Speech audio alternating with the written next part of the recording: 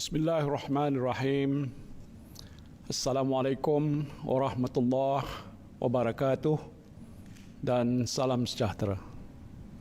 Saudara dan saudari yang saya kasihi sekalian, apa khabar semua? Saya doakan saudara dan saudari sihat walafiat. Susulan kenyataan yang baru saja dikeluarkan oleh Istana Negara berhubung proklamasi darurat yang berkuat kuasa di negara ini, saya berdiri di hadapan saudara dan saudari sekalian pada pagi ini untuk membuat beberapa penjelasan.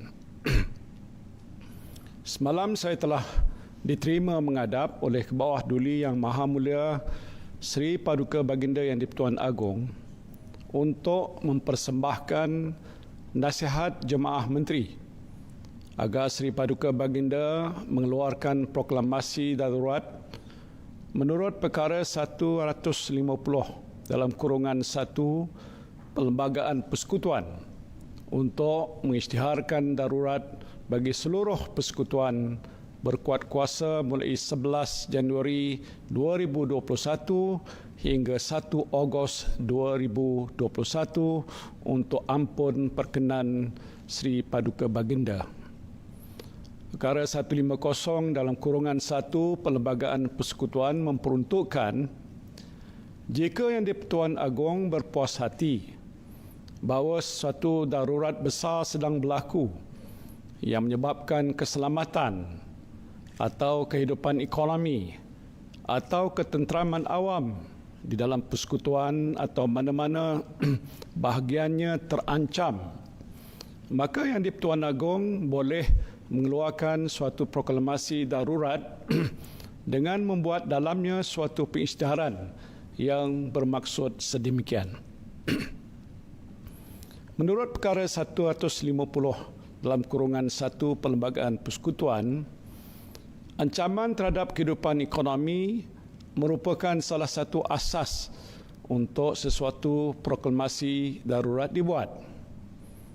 Dalam kes Stephen Kalung Ningkan lawan Kerajaan Malaysia, Majlis Privy menyatakan dalam penghakimannya bahawa, dan saya petik, an emergency to be within that article, is Article 150 within kurungan 1 of the Federal Constitution, must be not only grave but such as to threaten the security or the economic life of the Federation or any part of it. The natural meaning of the word itself is capable of covering a very wide range of situations and occurrences, including such diverse events as was famines, earthquakes, floods, epidemics, and the collapse of the civil government.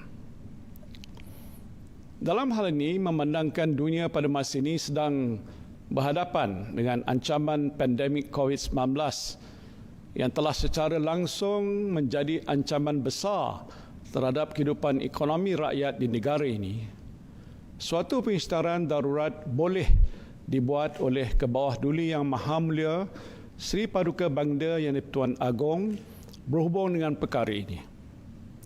Selain peningkatan mendadak kes positif COVID-19, terdapat beberapa negeri di Malaysia seperti Johor, Pahang dan Kelantan yang sedang mengalami bencana banjir yang besar yang telah secara langsungnya turut menjadi ancaman besar terhadap keselamatan dan kehidupan ekonomi rakyat. Seperti yang telah saya jelaskan semasa mengumumkan pelaksanaan Perintah Kawalan Pergerakan semalam, kes jangkitan COVID-19 semakin meningkat dan tidak menunjukkan tanda-tanda penurunan dalam masa terdekat. Oleh itu, kerajaan perlu mempunyai kuasa-kuasa tertentu bagi memastikan wabak ini dapat dibendung dengan lebih berkesan dan perkhidmatan kesihatan yang disampaikan kepada rakyat tidak lumpuh. Setelah mempertimbangkan nasihat Jemaah Menteri, Seri Paduka Baginda telah berpuas hati bahawa adanya keperluan mengeluarkan proklamasi darurat bagi membolehkan ordinan dimasyhurkan di bawah pasal 2B perkara 150 bagi memperuntukkan kuasa-kuasa perlu untuk mengekang dan menghalang daripada berlakunya penularan wabak COVID-19 dengan lebih serius di negara ini. Saudara dan saudari yang saya kasihi sekalian, izinkan saya memberikan penjelasan lebih lanjut mengenai bentuk darurat yang berkuat kuasa di negara ini. Ingin saya tegaskan bahawa darurat yang diisytiharkan oleh Kebawah Duli Yang Maha Mulia Seri Paduka Baginda Yang di-Pertuan Agong bukanlah suatu bentuk rampasan kuasa tentera. Perintah berkurung juga tidak akan dilaksanakan. Sebaliknya, sepanjang tempoh darurat ini, kerajaan awam akan terus berfungsi. Let me assure you that the civilian government will continue to function. The emergency proclaimed by the Yang di-Pertuan Agong is not a military coup, and curfew will not be enforced.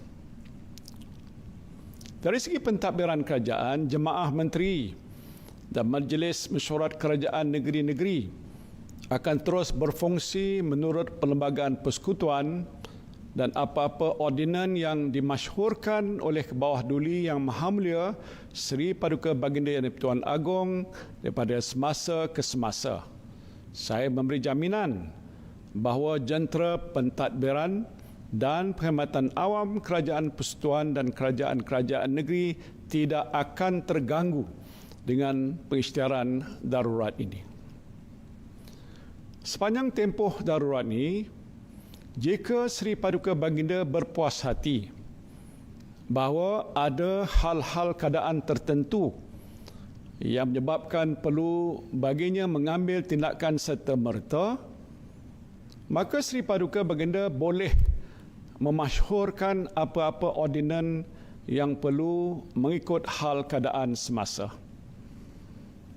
Dalam konteks ini, beberapa ordinan darurat boleh dimasyhurkan oleh Kebawah Duli Yang Maha Mulia Seri Paduka Baginda Yang di-Pertuan Agong bagi tujuan membendung wabak COVID-19 yang merangkumi hal-hal berkaitan penggunaan aset hospital swasta, mengambil milikan sementara tanah, bangunan atau harta alih hospital swasta atau membuat permintaan untuk penggunaan sumber hospital swasta bagi tujuan merawat pesakit COVID-19.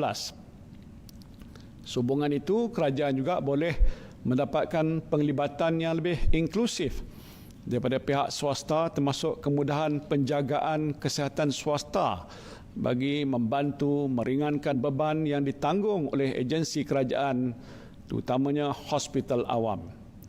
Menerusi ordinan ini, bantuan yang boleh diperolehi daripada pihak swasta meliputi sumber manusia, kepakaran, fasiliti, aset, makmal ujian dan utiliti. Di samping itu, kuasa-kuasa perlu di bawah ordinan ini juga akan digunakan untuk memudahkan urusan dan mengatasi apa-apa peraturan yang menyukarkan penyampaian perkhidmatan kesihatan awam secara pantas, cekap dan berkesan dalam pandemik ini. Suatu ordinan juga boleh dimasyhurkan untuk memperuntukkan kuasa penguatkuasaan kepada Angkatan Tentera Malaysia selain kuasa yang sedia ada, mengikut kuasa-kuasa yang diperuntukkan kepada Polis Diraja Malaysia di bawah Kanun Tata Cara Jenayah atau mana-mana undang-undang penguatkuasaan lain yang berkaitan. Angkatan Tentera Malaysia juga akan diperuntukkan kuasa untuk membantu melaksanakan fungsi-fungsi berhubung dengan kesihatan awam dan fungsi-fungsi yang dijalankan oleh pegawai awam yang berkaitan semasa pandemik ini. Selaras dengan proklamasi darurat ini, aspek kawalan sempadan negara juga akan diperketatkan dengan memberikan kuasa kepada anggota tentera selain polis dan immigration untuk menangkap parti dan sesiapa saja yang menceroboh sempadan negara. Selain itu, suatu ordinan juga boleh dimasyhurkan untuk meminda Akta Pencegahan dan Pengawalan Penyakit Berjangkit 1988 untuk meningkatkan keberkesanan penguatkuasaan akta ini dalam membendung penularan COVID-19, dan ini termasuk meningkatkan penalti ataupun hukuman ke atas sesiapa yang melanggar undang-undang dan peraturan berkaitan pengawalan wabak COVID-19. Ordinan-ordinan yang bertujuan untuk memerangi sabotaj ekonomi, monopoli dan kenaikan harga barang secara keterlaluan dalam masa pandemik juga boleh dimasyhurkan oleh Seri Paduka Baginda. Tindakan penguatkuasaan yang lebih tegas dan hukuman yang lebih berat boleh dikenakan untuk tujuan ini. Semua ordinan yang dimasyhurkan oleh Kebawah Duli Yang Maha Mulia Seri Paduka Baginda Yang di-Pertuan Agong akan diwartakan dan boleh diketahui oleh rakyat. Saudara dan saudari yang saya kasihi sekalian, dalam tempoh darurat ini juga, kuasa-kuasa eksekutif persekutuan akan meliputi apa-apa perkara dalam kuasa perundangan negeri kecuali bagi apa-apa perkara hukum syarak ataupun adat Melayu atau mengenai apa-apa perkara undang-undang atau adat anak negeri di Sabah ataupun Sarawak, agama, kewarganegaraan dan bahasa selaras dengan Fasal 6A Perkara 150 Perlembagaan Persekutuan. Selain itu, Parlimen dan Dewan Undangan Negeri tidak akan bersidang sehingga suatu masa yang ditetapkan oleh Yang di-Pertuan Agong. Sepanjang tempoh darurat berkuat kuasa, pilihan raya umum, pilihan raya negeri dan pilihan raya kecil tidak akan diadakan. Dalam keadaan biasa, pilihan raya kecil mesti diadakan dalam tempoh 60 hari selepas kerusi diisytiharkan kosong. Pilihan raya negeri juga mesti diadakan dalam tempoh 60 hari selepas Dewan Undangan Negeri dibubarkan. Sedangkan kita tahu, rakyat pada masa ini tidak mahu pilihan raya diadakan untuk mengelakkan wabak COVID-19 merebak seperti yang berlaku selepas pilihan raya negeri Sabah baru-baru ini. Dan untuk menjamin pelaksanaan tempoh darurat dibuat secara adil dan telus, sebuah jawatan kuasa khas bebas akan ditubuhkan di bawah suatu ordinan untuk menasihati Seri Paduka Baginda sama ada darurat besar ini masih berlaku dalam persekutuan bagi meneruskan tempoh kuatkuasa proklamasi darurat atau menamatkan proklamasi lebih awal daripada tarikh yang ditetapkan. Saudara dan saudari yang saya kasihi sekalian, mutakhir ini terdapat pihak-pihak yang mendesak supaya pilihan raya diadakan. Saya tidak berniat untuk tidak mengadakan pilihan raya. Perkara utama yang menghalang saya daripada menasihati Kebawah Duli Yang Maha Mulia Seri Paduka Baginda Yang di-Pertuan Agong agar membubarkan Parlimen untuk membolehkan pilihan raya diadakan ialah pandemik COVID-19. Keputusan untuk tidak mengadakan pilihan raya semasa pandemik COVID-19 ini masih menular ini adalah selaras dengan satu daripada 5 prinsip maqasid syariah, iaitu menjaga nyawa ataupun hifzun nafs. Dan dalam konteks ini adalah menjadi kewajipan saya sebagai ketua kerajaan untuk menjaga nyawa rakyat dengan melindungi saudara dan saudari sekalian daripada jangkitan COVID-19 ini. Ini adalah kemaslahatan yang paling utama yang dituntut oleh agama Islam. Justru saya memberikan komitmen yang tegas bahawa pilihan raya umum akan diadakan sebaik sahaja jawatan kuasa khas bebas yang akan ditubuhkan memperakukan bahawa wabak COVID-19 telah reda atau pulih sepenuhnya dan pilihan raya adalah selamat untuk diadakan. Pada masa itu terpulanglah kepada rakyat untuk memilih kerajaan mana yang layak untuk mentadbir negara ini dan menjaga kebajikan saudara dan saudari sekalian. Inilah komitmen dan aku janji saya yang akan saya tunaikan insya-Allah. Bagi saya dalam keadaan negara dan rakyat yang sedang menghadapi satu mudarat besar ini, adalah amat penting semua ahli politik mengenepikan perbezaan masing-masing dan bersolidariti bersama rakyat. Bila tiba masa untuk berpolitik, maka berpolitiklah dengan penuh bertanggungjawab. Saya juga memberikan jaminan bahawa sepanjang tempoh darurat ini, Badan Kehakiman akan terus berfungsi untuk menegakkan hukum dan keadilan. Kerajaan Perikatan Nasional akan terus mempertahankan kebebasan Badan Kehakiman dan tidak akan sekali-kali mencampuri urusan mahkamah. The judiciary will continue to be the beacon of justice in our country, and I will never interfere in the business of the court. Aktiviti-aktiviti ekonomi juga akan terus berfungsi tertakluk pada SOP dan perintah kawalan pergerakan yang berkuat kuasa. Kerajaan akan memastikan aktiviti ekonomi tidak terhenti agar rakyat mampu untuk terus bekerja dan perniagaan, perdagangan di industri dapat terus beroperasi seperti biasa.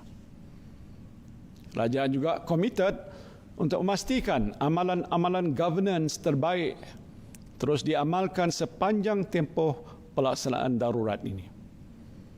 Organisasi kawal selia negara yang diiktiraf di peringkat antarabangsa iaitu Bank Negara Malaysia, Suruhanjaya Security serta Bursa Malaysia akan terus memainkan peranan mereka sebagai pemangkin, pengawal selia dan pemudah cara syarikat dan pasaran. Now, to all the stakeholders keenly monitoring what is happening in Malaysia, I emphasize that Malaysia is open for business. In facing these challenging times, this period of emergency will give us much needed calm and stability, as well as enable us to focus on economic recovery and regeneration. We remain committed to good governance in these times, and we have a robust and dynamic regulatory ecosystem. We must remember that the government has a six-stage strategy in place for economic recovery since March last year and were incorporated in the budget 2021. Continued stability, of course, will enable us to sustain and build upon the economic recovery trajectory we have been working hard for since last year. Saudara dan saudari yang saya kasihi sekalian, saya merayu saudara dan saudari sekalian supaya kekal tenang dan memberikan kepercayaan serta sokongan sepenuhnya kepada kerajaan untuk membendung penularan COVID-19 ini dengan lebih berkesan sepanjang tempoh darurat dilaksanakan. Saya juga menyeru kepada semua ahli politik, pemimpin masyarakat sivil, pertubuhan bukan kerajaan, badan-badan agama, belia, mahasiswa dan setiap lapisan masyarakat supaya bersatu dan berganding bahu dalam menghadapi situasi yang amat sukar ini. Yang penting matlamat kita hanyalah satu, iaitu kita mesti menang dalam memerangi COVID-19. Marilah kita mengamalkan disiplin kendiri dengan lebih ketat sepanjang tempoh PKP dan darurat yang berkuat kuasa ini. Mudah-mudahan kita akan dapat melandaikan lekuk jangkitan COVID-19 dengan segera dan seterusnya mengurangkan tekanan ke atas sistem kesihatan negara kita yang sedang terbeban dengan peningkatan kes-kes positif COVID-19 saban hari. Saya memberikan amaran keras sesiapa yang cuba mengganggu gugat usaha kerajaan untuk mengurus pandemik COVID-19 dan ekonomi negara akan diambil tindakan tegas demi kesejahteraan rakyat dan keselamatan negara.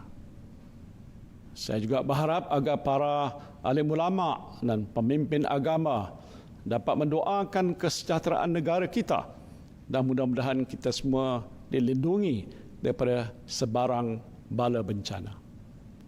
Saya bagi pihak kerajaan sekali lagi menjunjung setinggi-tinggi kasih di atas keprihatinan dan kebijaksanaan Kebawah Duli Yang Maha Mulia Seri Paduka Baginda Yang di-Pertuan Agong dalam memperkenankan pengisytiharan darurat di bawah perkara 150 Perlembagaan Persekutuan bagi menangani pandemik COVID-19 dengan lebih berkesan. Saya berdoa semoga Kebawah Duli Yang Maha Mulia Seri Paduka Baginda Yang di-Pertuan Agong, Raja Permaisuri Agong, putra dan puteri tuanku, seluruh kerabat duli tuanku dan sekalian rakyat jelata terus dilindungi oleh Allah Subhanahu Wa Taala. Mudah-mudahan wabak COVID-19 ini yang sedang pun melanda negara kita segera berakhir. Amin. Amin. Ya Rabbal Alamin. Terima kasih. Wabillahi taufiq wal hidayah. Wassalamualaikum warahmatullahi wabarakatuh.